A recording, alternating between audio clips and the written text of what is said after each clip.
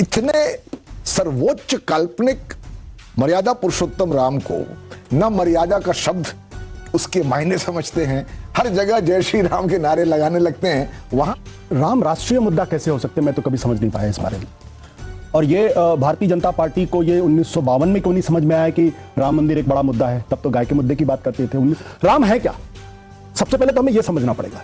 लेकिन जब हम राम के बारे में बात करते हैं तो किन राम के बारे में बात करते हैं? वो जो कबीर के राम है, जो कहते हैं मैं तो राम की बहुरिया हूं। सारे हिस्टोरियंस एक लेफ्टिस्ट प्रवृत्ति के ये कहेंगे कि वहां पे नीचे तो मंदिर था ही नहीं। अभी भी कहते हैं कि वहां पे राम मंदिर नहीं बनना चाहिए था, उससे थोड़ा हट के बनना चाहिए था। कई लोग कहते हैं स्कूल बनने चाहिए थे, हॉस्पिटल्स बनने चाहिए थे, हैं? लेकिन वो सब बातें वो भूल जाते हैं जब सिर्फ हिंदू टेम्पल्स की बात आती है, तभी उनको याद आते हैं। क्यों आवश्यक है?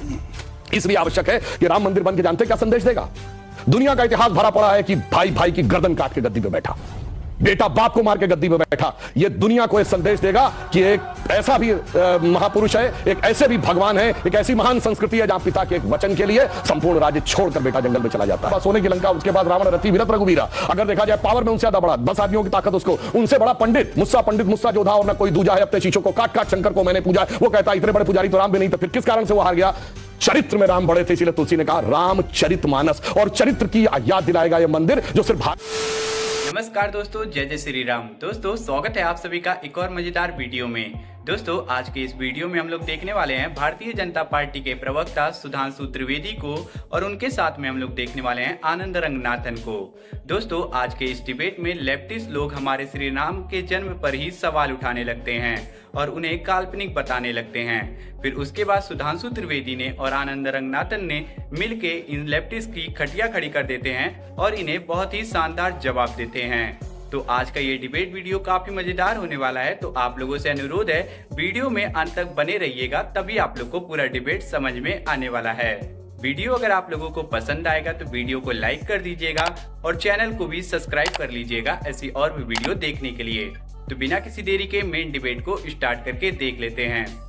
चलो भाई देखो अब मैं क्या करता हूँ। इतने सर्वोच्च काल्पनिक मर्यादा पुरुषोत्तम राम को एक ऐसे स्तर पर उतार दिया जाता है जहां पर जो लोग न तो उनकी फिलॉसफी समझते, न दर्शन समझते हैं, न मर्यादा का शब्द उसके मायने समझते हैं, हर जगह जय श्री राम के नारे लगाने लगते हैं। वहां भी जहां मैं समझता हूं जिस चीज के लिए श्री राम मर्यादा पुरुषोत्तम थे उसी का खंडन हो रहा है।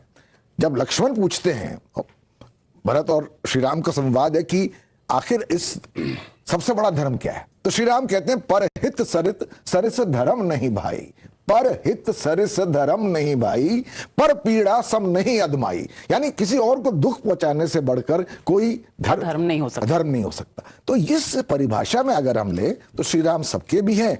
ओछी राजनीति पर उसको उतार दें तो श्री राम जिनकी कल्पना ही भ्रम की थी वो विभाजन करने लगते हैं।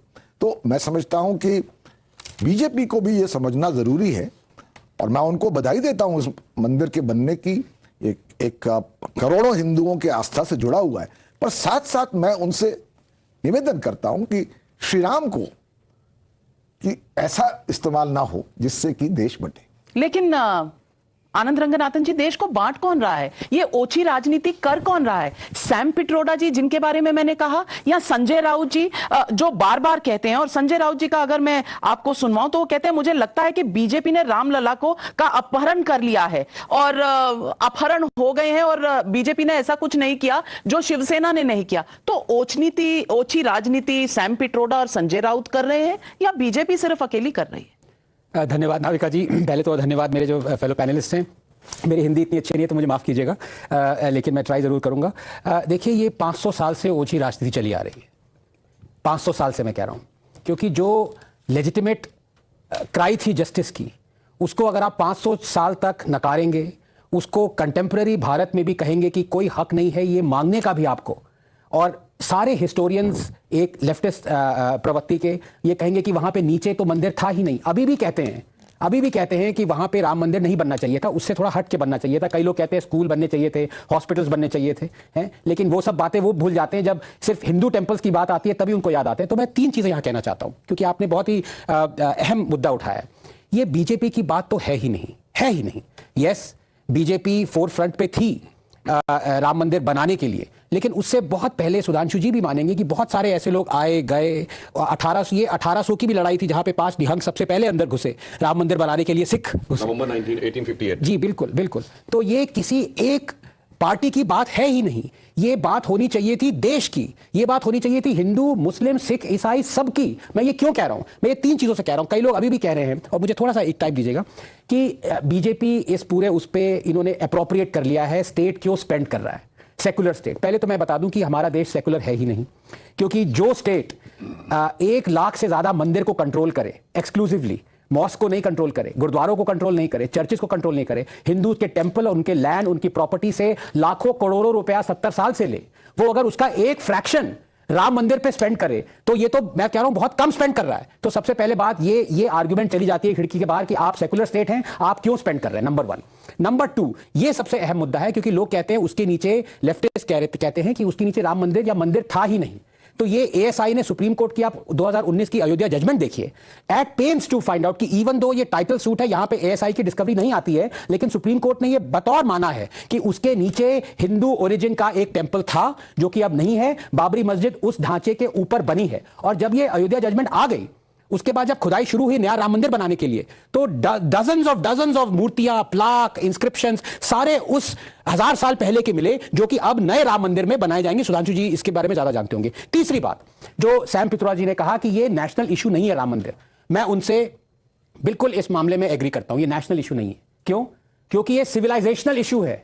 ये सिर्फ भारत तक सीमित नहीं है, ये सिर्फ जो आस्था में विश्वास करते हैं उनके लिए सीमित नहीं है। मैं एक डार्विनियन एथिस्ट हूं, आशुतोष एक लेफ्टिस्ट एथिस्ट है। जो भी हो, आस्था भले ही ना हो, लेकिन ये एक इशू ऐसा है कि हमारे एंसेस्टर्स के अगेंस्ट हिस्टोरिकल इंजस्टिस किया गया, और जिन लोगों ने कहा कि इसको भूल जाओ इस इंजस्टिस को, वो पूरे दुनिया भर में कहते हैं कि कभी भूलना मत हिस्टोरिकल इंजस्टिस, एबोरिजिनल्स के हिस्टोरिकल इंजस्टिस को मत भूलना, जो चर्चिल ने तुम्हारे अगेंस्ट किया वो मत भूलना, किंग लियोपोल्ड के स्टैच्यूज को गिराना, इलीगली गिराना। ये वही लोग हैं जो यहां पे कहते हैं अरे जो औरंगजेब ने किया काशी में भूल जाओ उसको, जो बाबरी मस्जिद का हुआ वो भूल जाओ, जो सारे टीपू ने किया वो भूल जाओ। तो ये क्या दिखाता है? ये दिखाता है कि exclusively you hate Hindus and Hinduism. तो अब ये 3 पॉइंट्स जो मैंने आपके सामने रखे, ये एकदम क्लियर फैक्चुअली बताते हैं कि ये आस्था का सवाल नहीं है, ये हमारी सिविलाइजेशन का सवाल है। और हम पे दुनिया क्या, हम खुद शर्मसार हो जाते अगर हम ये राम मंदिर हमारे टाइम में नहीं बनता। ये बड़ी अच्छी बात कही आप। आशुतोष जी, ये विरोध क्यों? राम राष्ट्रीय मुद्दा कैसे हो सकते, मैं तो कभी समझ नहीं पाया इस बारे में।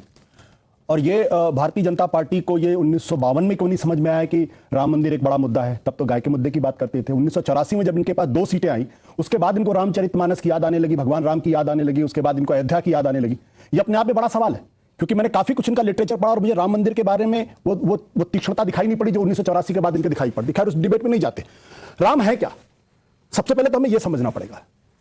ये बात बिल्कुल सही, आनंद की बात मानते हो, हमारे सिविलाइजेशन का एक हिस्सा है और उसके प्रतीक पुरुष कह सकते हैं। लेकिन जब हम राम के बारे में बात करते हैं तो किन राम के बारे में बात करते हैं? वो जो कबीर के राम है, जो कहते हैं मैं तो राम की बहुरिया हूं, ये कबीर कहते हैं। कबीर ये भी कहते हैं निर्गुण राम जपहु रे भाई, अवगत की गति लखी न जाई। ये कबीर कहते हैं वो एक निराकार परमब्रह्म की बात करते हैं, जिनको आप महसूस करते हैं, जो कहीं किसी मूर्ति में नजर नहीं आती, उनको हर जगह नजर आते हैं। और तुलसी क्या कहते हैं? रामई केवल राम प्यारा, जान ले जो जाने निहारा। तो तुलसी ये कहते हैं। तो हम किस राम के बारे में बात कर रहे हैं? वो जो निराकार ब्रह्म है या वो जो साकार ब्रह्म है? इन दोनों के बीच में अगर हम ध्यान से देखें तो रामचरितमानस में आ जाते हैं। जब रामचरितमानस के पहले की बात कही जाती है कि भाई हिंदू धर्म में वैश्य और शैव के बीच में जबरदस्त झगड़ा हुआ, लेकिन रामचरितमानस का अगर आप बालकांड, हमारे बहुत सारे बच्चे यहां बैठे, उनको ये पता होना चाहिए कि रामचरितमानस है क्या। आप किसी भी बीजेपी वाले से पूछे नहीं बता पाएंगे वो। रामचरितमानस दरअसल भगवान शिव के मानस में राम की कथा, यह है रामचरितमानस का अर्थ। और भगवान शिव माता पार्वती को पूरी कहानी बताते हैं। जब माता पार्वती कहती है मुझे भगवान राम के बारे में बताइए, तो वह कहते हैं पार्वती जो तुमने कहा वो तो दुनिया का परम कल्याण है। तो वो कहते हैं भगवान शिव पार्वती को राम की कथा कहते हैं, तो वो तो शैव और वैष्णव दोनों को जोड़ देते हैं, वहां से वो लड़ाई खत्म हो जाती। और ये राम की जो कथा, 4 घाटों पर कथा कही जाती है। एक पे भगवान शिव पार्वती को बताते हैं, दूसरे पे याज्ञवल्क्य भारद्वाज को बताते हैं, तीसरे पे काकभूषुंडी कौवों को बताते हैं, और चौथे पे खुद तुलसीदास इसका पाठ करते हैं। अब प्रश्न ये उठता है, जब राम ऐसे हैं कि जिनकी कथा खुद भगवान शिव कहते हैं, तो बीजेपी कहते हैं राम सिर्फ मेरे हैं, और जो कहेगा कि राम कबीर वाले हैं हम उनको नहीं मानते। मैं अयोध्या के पास का रहने वाला हूं, वहां पे बचपन में सिखाया गया जय सिया राम, भगवान राम बिना सीता के माना ही नहीं कि हमारी परंपरा में ये कहते हैं जय श्री राम। मुझे जय श्री राम में कोई दिक्कत नहीं है। भगवान राम अगर भगवान है तो फिर इतिहास पुरुष कहना बंद कर दीजिए, क्योंकि जो पुरुष है, जो इंसान है, वो आदि है और अंत है। उसमें ईश्वर आदि अनंत से परे है, वो इंडिस्क्राइबेबल है, वो अनिर्वचनीय है। तो ये भी स्पष्ट कर दीजिए आप कि आप उनको इतिहास पुरुष मानते हैं। अगर मानते हैं तो फिर उनका जन्म है, अगर जन्म है तो फिर वो इंसान है, फिर भगवान कैसे हुए? चलिए, बहुत बढ़िया। देखिए, पहली बात तो ये हो गई कि भाई सब मानने को तैयार हो गए, नास्तिक भी मानने को तैयार हो गए। इससे बड़ा क्या हो सकता है? लेफ्टिस्ट प्रोपेगेंडा देखिए लोग नास्तिक होकर भी कितना बढ़िया दर्शन की व्याख्या करने लगते हैं कि भगवान, अभी इन्होंने भी कहा कि भगवान है तो इंसान कैसे हैं? अरे तुलसी ने जवाब दिया है, व्यापक ब्रह्म निरंजन अविगत विगत विनोद सो अज प्रेम भगति बस कौशल्या की गोद। वो कहते हैं कि ये ब्रह्म है, अनादि है, परंतु भक्ति के कारण वह आपको दिखाई पड़ते हैं। जैसे सूर्य आपको दिखता है ऊपर, मगर आपको शीशे में रिफ्लेक्शन में देखता है। अगर शीशा साफ होगा तो आपको साफ साफ रिफ्लेक्शन सूर्य का दिखेगा, यानी वो उस रूप में आते हैं। और ये लोग बड़ी मजेदार बात करने लगते हैं कि साहब तुलसी के राम अलग है और उनके राम अलग है। तो तुलसी ने भी कहा, सिया राम मैं सब जग जानी, करहूं प्रणाम जोर जुग पानी। तो कबीर ने कहा है, दुल्हिन गाओ मंगल चार, हमरे घर आए रे राजा राम भरतार। राजा राम बोला है, 1 लाख पूत 1.25 लाख नाती, ता रावण घर दिया ना बाती। तो रावण भी उन्होंने बहुत साफ साफ कहा है। परंतु मजेदार बात यह है कि सेकुलर लोगों को इस बात पे तो आपत्ति है। आनंद रंगनाथन जी ने अच्छा जवाब दिया कि मंदिर में पैसा नहीं लगे, मगर सेकुलर सरकार को हज सब्सिडी देनी चाहिए थी, उस पर किसी को आपत्ति नहीं थी। जबकि मुस्लिम अकीदे के अनुसार हज अपने पैसे से जाया जाता है, सरकार के पैसे से नहीं। और मुस्लिम भावना के अनुसार तो सरकार काफिर है, काफिरों के पैसे से तो हज कबूल ही नहीं होगा, मगर वो सब कुछ चलता था। मजे की बात, हमने कभी नहीं कहा हम मंदिर बनवाएंगे, हमने कहा मंदिर का मार्ग प्रशस्त करेंगे। कांग्रेस में कहा नरसिम्हा राव ने मस्जिद बनवाएंगे, मुलायम सिंह ने कहा मस्जिद बनवाएंगे, और इन्हीं के नेता वकील का चोला ओढ़कर, हमने चुनाव से नहीं जोड़ा। याद करिए, बाबरी मस्जिद एक्शन कमेटी का वकील बनकर किसने कहा था, 2019 के बाद इसको जजमेंट को ले जाइए वरना इसका राजनीतिक लाभ मिलेगा। तो राजनीति करने का जो सारा का सारा वो बात है। और अंत में एक बात और कह दूं, क्यों आवश्यक है? इसलिए आवश्यक है कि राम मंदिर बन के जानते क्या संदेश देगा?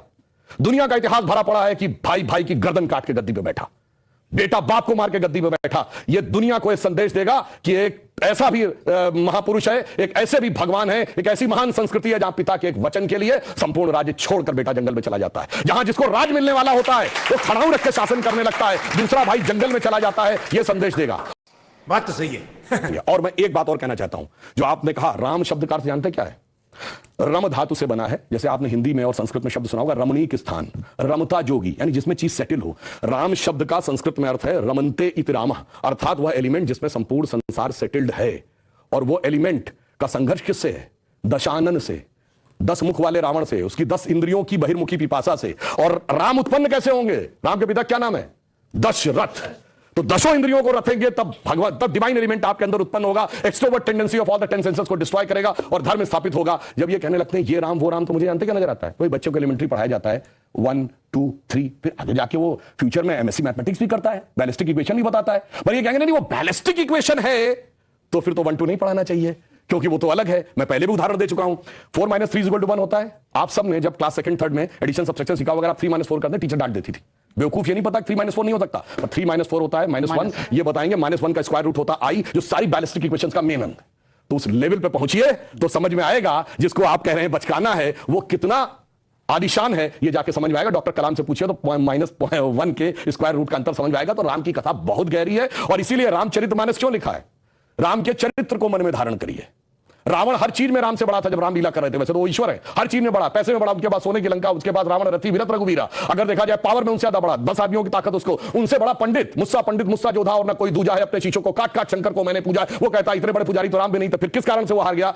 चरित्र में राम बड़े थे। इसलिए तुलसी ने कहा रामचरितमानस, और चरित्र की याद दिलाएगा यह मंदिर, जो सिर्फ भारत के लिए नहीं पूरी मानवता के लिए श्रेष्ठतम मानवीय मूल्यों का प्रतीक होगा। इसलिए 21वीं सदी का महान भारत बगैर राम मंदिर के संभव नहीं था। इसीलिए अमृत काल के उषा काल में राम मंदिर उभर के सामने आ रहा है। क्या बात है सर, क्या बात है सर, क्या बात, ये बात है। तो दोस्तों आज का ये डिबेट यहीं पे खत्म हो चुका है। वीडियो में अंत तक जुड़े रहने के लिए आप सभी लोगों का दिल से धन्यवाद। उम्मीद करता हूँ आप सभी को ये वीडियो पसंद आया होगा। वीडियो के बारे में आपका क्या राय है, आप लोग भी अपना राय हमें कमेंट बॉक्स में जरूर बताइएगा। अगर आप सभी को ये वीडियो पसंद आया है तो वीडियो को लाइक कर दीजिए। अगर आप सभी को ऐसा और भी वीडियो देखना है तो आप लोग हमारे चैनल को सब्सक्राइब कर लीजिए, क्योंकि हमारे चैनल पे ऐसी डिबेट वीडियो आप लोगों को देखने को मिलती रहेगी।